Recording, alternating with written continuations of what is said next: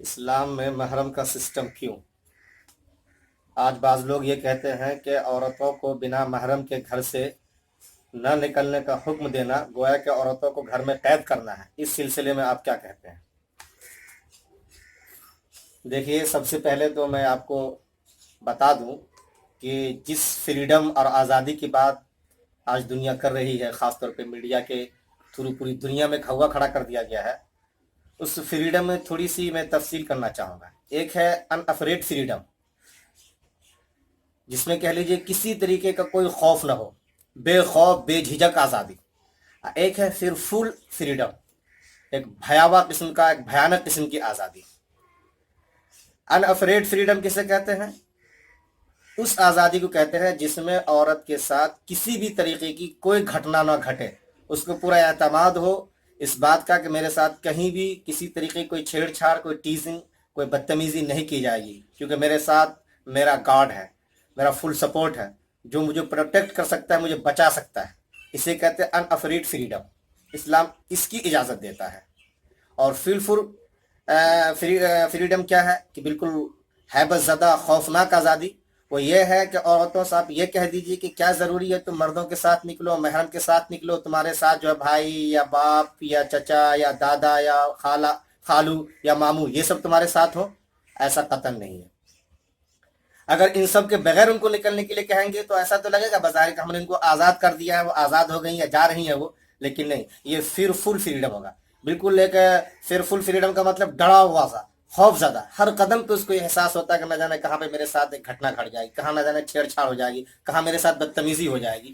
اس طریقے کی ایک ذہنیت بنی رہتی ہے عورت کے ساتھ، تو وہ آزادی قتل نہیں کہا جاتی۔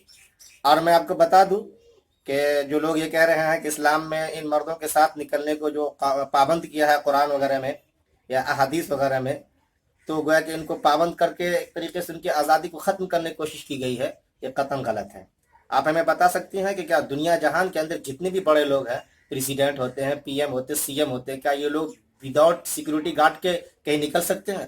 آپ اس کو امیجن کر سکتے ہیں، تصور کر سکتے ہیں؟ قطعاً نہیں کر سکتے۔ آخر کیوں؟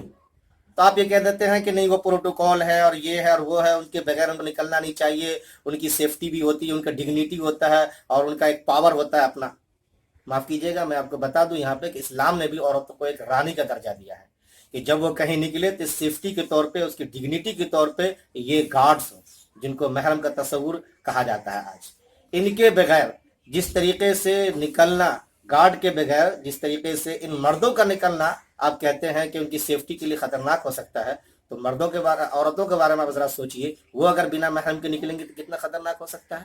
تو سوال نکلنے نہ نکلنے پہ نہیں ہے، سوال ہے کہ نکلیں، لیکن وہ اپنے محرم مردوں کے ساتھ نکلیں، بلا محرم کے نہ نکلیں۔ جیسے کہ یہ تمام کے تمام بڑے لوگ اپنے گارڈ کے ساتھ نکلتے ہیں، بنا سیکورٹی گارڈ کے نکلنا تصور نہیں کر سکتے آپ، ویسے ہی معاملہ ان کا بھی ہے۔ قرآن بھی بہرحال ہمارے لیے پروٹوکول ہے۔